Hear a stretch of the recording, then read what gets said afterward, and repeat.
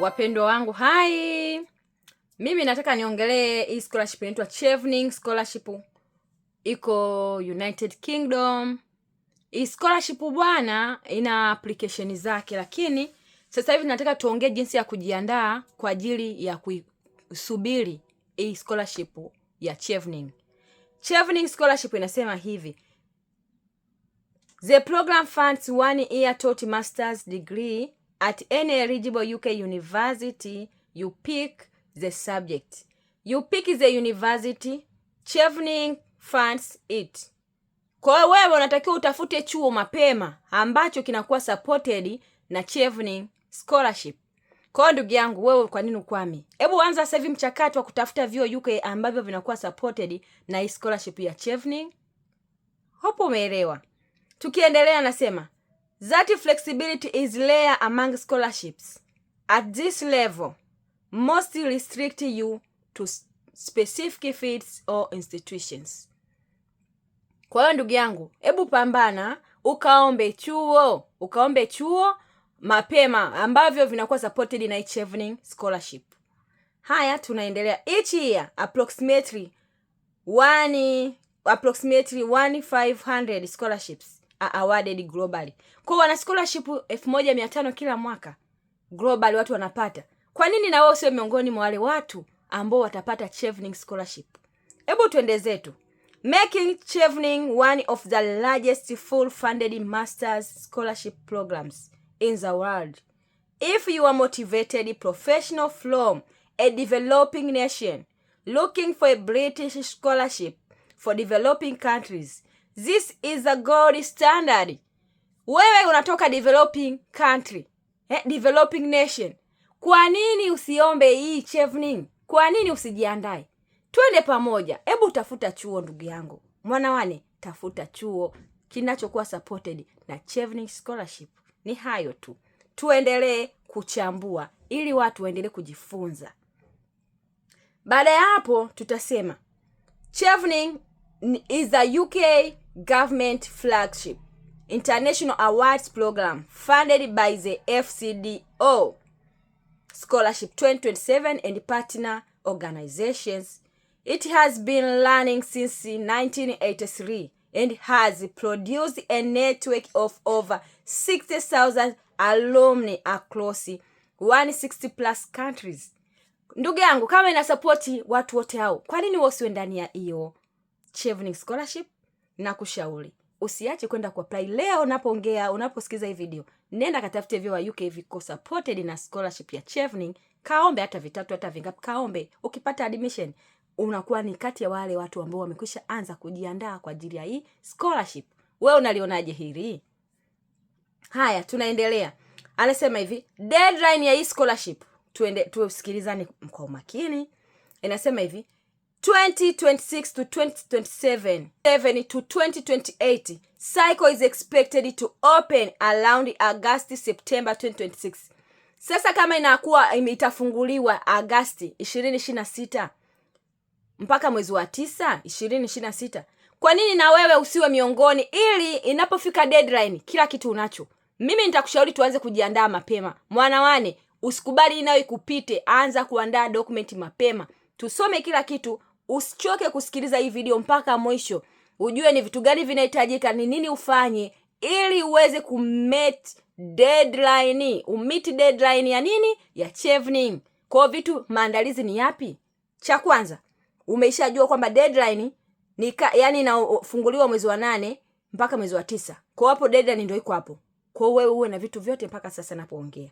Haya, around October deadline hiyo. Wanafunga deadline yao hiyo. Kwa hiyo mpaka hapo je, utakuwa na kila kitu? Kwa nini usianze mapema mchakato ili ufanikiwe kumiti deadline yao? Usichoke kusikiliza video hii, tunaendelea. No official dates have been announced yet. Ni kweli tarehe bado, ila sisi tunaongea ili tujiandae, ili muda utakapofika usifanye kuwa na zimamoto. Ukiwa na kila kitu hutakuwa na pressure, hutakuwa na stress. Kwa nini scholarship itaniache? Hebu kuwa miongoni mwa wale watu wanaotaka kufanya vitu kwa wakati sahihi. Bookmark chevening.org and check back in July 2026. Kwa Julai 2026 unaweza kuenda kuangalia ni lini itafunguliwa. Tuendelee kusikiliza video mpaka mwisho, tunajifunza. Na hapo kila mtu ameelewa. Tunaenda kuangalia vitu gani vinatakiwa vifanyie kazi. Eligibility criteria for Chevening Scholarship 2027. Tuone sasa ni nani anastahili kupata hii scholarship. Ikasema hivi, meeting the minimum requirements doesn't guarantee selection, but failing even one disqualifies you instantly. Check every line careful. Umeona alichokisema? Kwa hiyo wewe ukiwa na kila kitu sio garantia wewe kupata scholarship, lakini ukimiss kitu hata kimoja, yani wewe utakuwa umekuwa disqualified, kwa hauna sifa. Kwa nini usijaribu kuwa kati ya, yani sawa guarantee kwamba utapata scholarship, lakini kwa nini usikamilishe kila kinachotakiwa ili angalau uwe na possibility kubwa ya kupata scholarship? Tuendelee kudadavua. First, you must be a citizen of a Chevening eligible country or territory. Kwa unatakiwa uwe kati ya zile nchi ambazo au wa UK wanawasupport. Chevening country inakuwa supported. Pili, have at least 2,800 hours of work experience. Uwe na masaa 2,800 ya kazi ulishawahi kufanya. Umeona? Hichi nacho kikushinde jamani. Toko umemaliza chuo ndugu yangu, hujafikisha haya masaa. Hebu endelea kukaunti vizuri kwa umakini. Anasema after completing your undergraduate degree, roughly 2 years of full-time work, but it can be spared over a longer period. Umeona? Tatu, hold an undergraduate degree that qualifies you for a UK master's program equivalent to UK upper second class 2:1 honors degree. Uwe na 2:1 honors degree.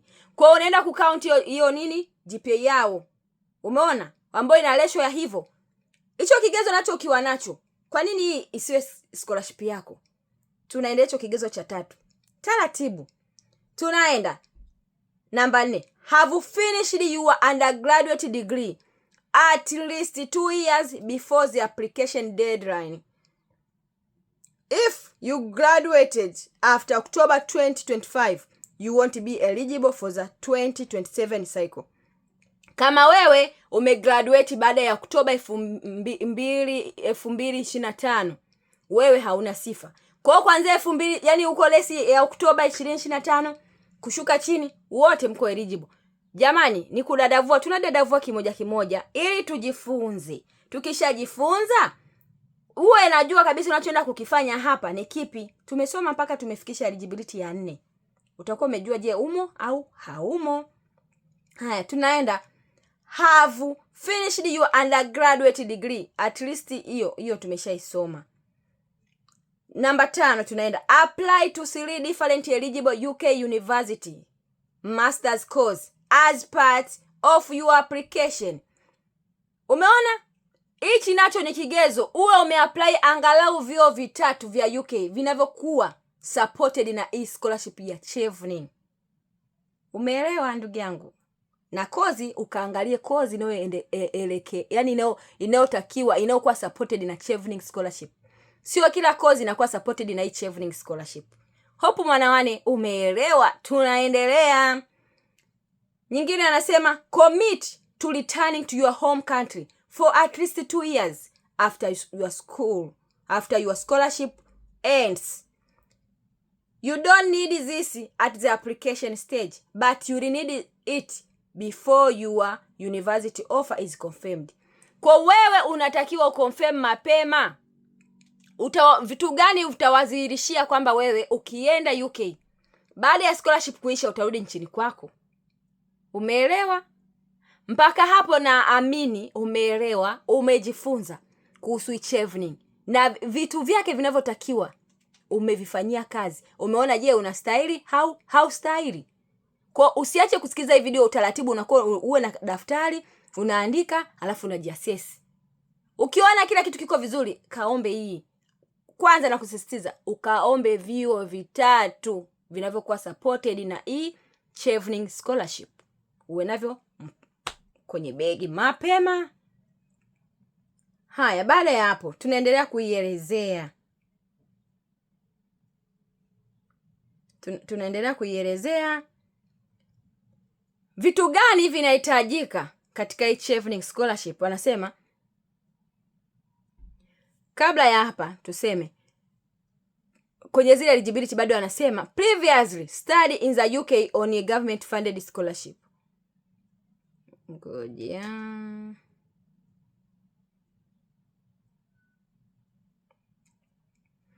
Tunaenda kingine. One common misconception anaongelea hapa.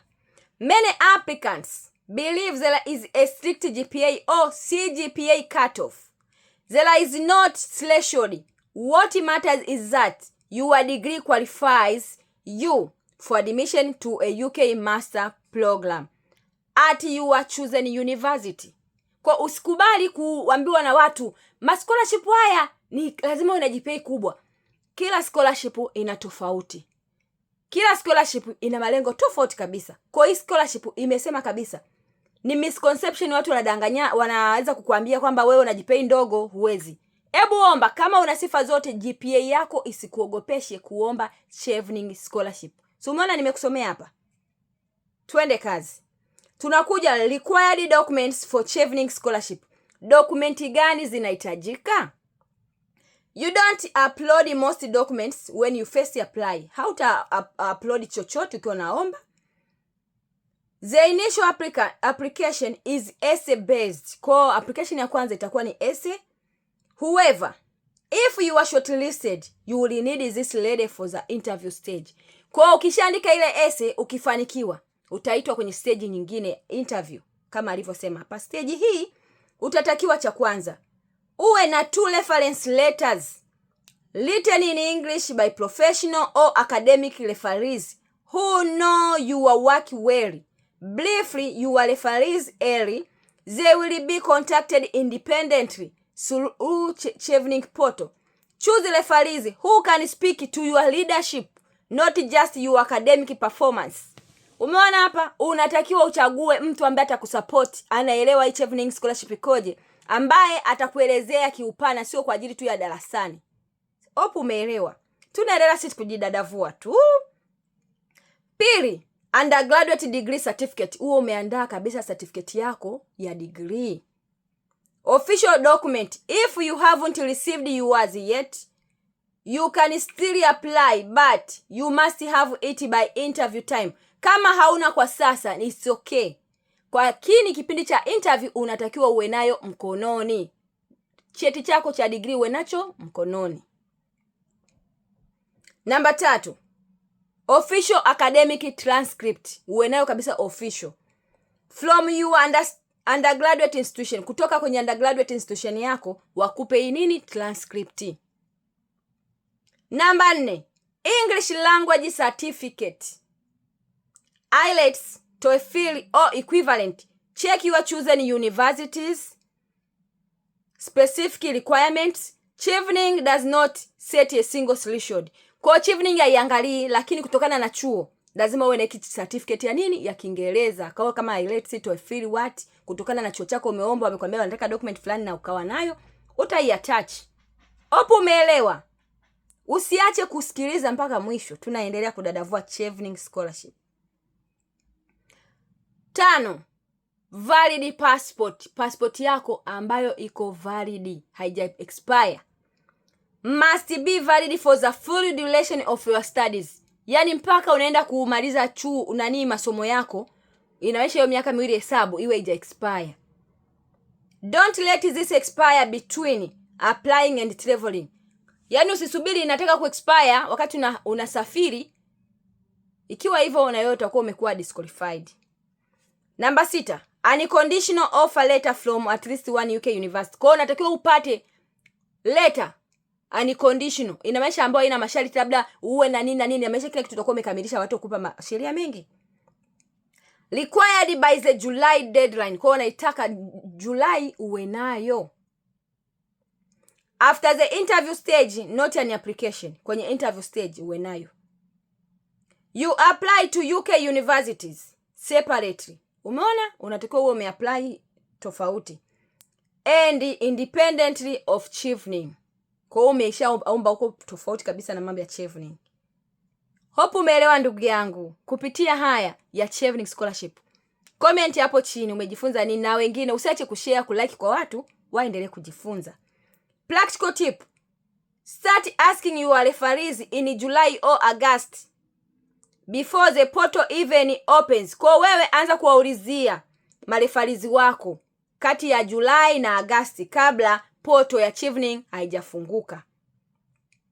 Good referees get asked constantly and need lead time. Kwa unabidi uwe smart kwenye kuchagua marefari watakao kusupport, kwa sababu wameshasema watawapigia simu. Wewe sio kwamba unajua, ila ukiwa umemweka mtu aware mapema, ukajitambulisha, ukamueleza mimi nahitaji referee wangu hivi na hivi, nimeomba hivi. Kwa hiyo siku wakitokea naomba unisupport. Opu mwanane umeelewa. Anasema hivi, how to write winning chevening essays. This is where most applications fail. Not on eligibility but on essays. Hapo wajiangalia hata mambo ya eligibility. Essay tu kwenye kuandika essay ya kujieleza. The chevening committee leads tens of thousands of applications. Generic essays are rejected in minutes. The chevening essay tips that actually move the needle are not about word choice. They are about structure and specificity. Wewe mtu gani uko umespecify what? Vitu gani unaelezea? Uko specific sehemu gani? Kwa mimi nakushauri usiende kukopi vitu vya watu. Weka vya kwako kutokana na kazi yako na mazingira na kozi unayotaka kwenda kusoma. Ujinadi. You write 4 essays and you must tell a single coherent story about who you are, where you are going, and why the UK is the right place for your masters. Umeona? Kwa ujieleze wewe ni nani, unaenda wapi, unataka nini, na hii master ya UK itakusaidia nini. Je, uko sehemu sahihi kwenda UK? Unaona mambo? Contradictions between essay destroys applications. Kwa ukiweka mambo yanajichanganya unalukaluka kwenye scholarship hii autotoboa. Kwa unatakiwa uwe vizuri ili essay ikikaa vizuri, mambo yako yatatiki. Hope umeelewa. Anasema hivi, use the STAR method for every example. Tumia STAR method kwenye kuandika. Situation, task, action, result. Never describe what generally do. Describe one specific moment. Tafuta kitu special ambacho umeshawahi kufanya ukielezee. Usiruke leo nilifanya hiki nikafanya hiki. Tafuta kitu ambacho ni special, uelezee vizuri kwa undani. Umefanya nini? Ukafanya nini? Unataka kwenda kusoma? Mategemeo yako, malengo yako ni nini katika nchi yako? Yaani usiruke mara leo nifanye hiki, mara nitakuja nifanye hiki. Hapana, chagua kitu hiki kimoja alafu kielezee. Ujielezee wewe kwanza ni nani na unafanya nini na unafanya nini. Mwisho wa siku hii ni ya kwako. Kwa nini tusiende chevening scholarship wapendwa? Kwa nini tusiende? Hebu usikate tamaa. Hebu ujiulize maswali. Jidadavue mwenyewe. Ni kweli unataka kwenda kusoma UK? Ni kweli unahitaji scholarship? Anza mazoezi kujiassess sasa hivi. Anza mazoezi ya kujiprepare, yani kujiandaa mwenyewe taratibu. Umeshajua mambo ya essay itakuaje. Unaweza kaingia hii sehemu ukaanza kusoma kujifunza tu kuhusu chevening inasemaje kila kitu. Ingia, soma maelekezo. Anza mazoezi. Ukiandaa document mapema, ukiandaa essay, yani wewe unaanza kujiassess mwenyewe, kujijaribisha, kujitesti. Mimi nataka kwenda kusoma kozi fulani. Unaanza kuangalia hii kozi ina manufaa gani? Ina faida gani? Mimi je, na hii kozi tunaendana? Je, nikitoka malengo yangu ni yapi? Malengo ni kusaidia nchi yangu. Je, nitasaidiaje? Kupitia hii kozi nitafanya nini? Unajieleza. Ila usiweke mambo ambayo leo umeongea hiki, kesho umeongea hiki, ukaruka. Mwisho wa siku ukikosa unajilaumu. Ni hayo tu, mimi nasema bye bye. Usiache kushare, kulike na kusubscribe na watu wengine waendelee kujifunza. Kwa pamoja tunasema